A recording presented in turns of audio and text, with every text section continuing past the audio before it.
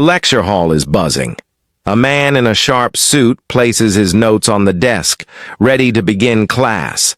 But just as he greets his students, two security officers burst in. One points at him and says coldly, "Sir, you don't belong here. Show us your ID." Gasps ripple across the room. The students exchange stunned looks. This is their professor. But the guards don't believe it.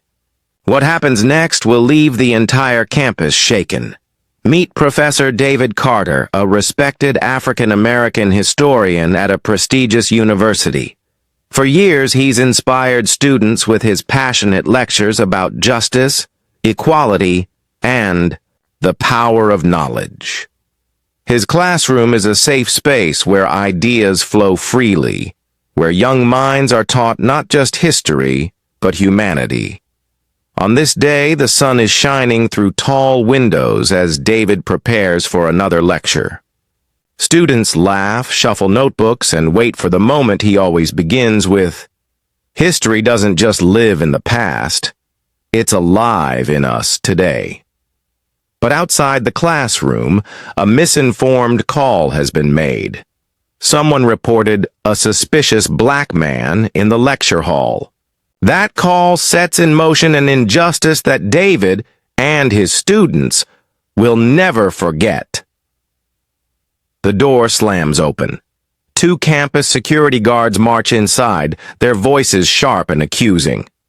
"Sir, this room is for faculty only. We need to see your ID immediately."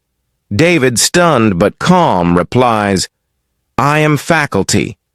This is my class." He gestures to the board where his name is clearly written, Professor Carter, African American History 201. But the guards don't look. They only see a black man who, in their eyes, doesn't belong. The students stare in disbelief. Whispers start. "He's our professor. What's happening?" David hands over his faculty ID.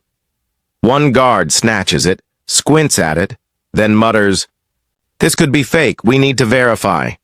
That word, fake, cuts deeper than a knife.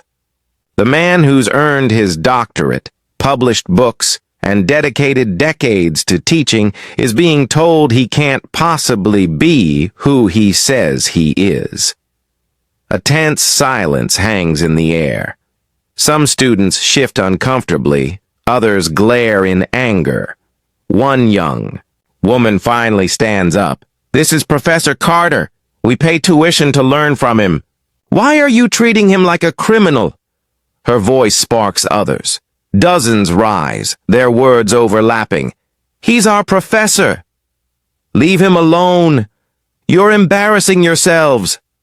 What started as humiliation for one man begins transforming into something much larger.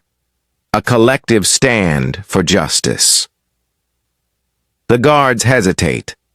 Dozens of students are now on their feet, forming a human shield around their professor. Their voices echo through the lecture hall. "Let him teach! Let him teach!" One guard radios in for backup, but the chant grows louder, stronger. The students refuse to back down. David stands at the center, his heart pounding. For years he's taught about resistance, about speaking truth to power. And now, his students are living that very lesson. Finally, a senior faculty member rushes in, confirming angrily, "This is Professor Carter. How dare you disrupt his class?" The guards, embarrassed and defeated, shuffle out. But the damage and the lesson lingers. The room is silent after the guards leave. David takes a deep breath, looking at his students with pride and sorrow. "I've taught you about injustice in books, in history," he says softly. "But today, you witnessed it here, in real time." The students nod, many with tears in their eyes. They've seen their beloved professor doubted, disrespected, and humiliated, all because of the color of his skin. Yet they also saw the power of unity, the strength of standing together. What could have been just another painful story of racism turned into a lesson of courage, solidarity, and resistance. And for David Carter, it was a reminder. The fight for equality is not only taught in classrooms, it's fought in them too. Imagine standing in front of your own class ready to teach, only to be accused of being an intruder because of your skin color. That was Professor David Carter's reality, but his students refused to stay silent. They rose up, side by side, demanding respect for the man who had taught them about justice.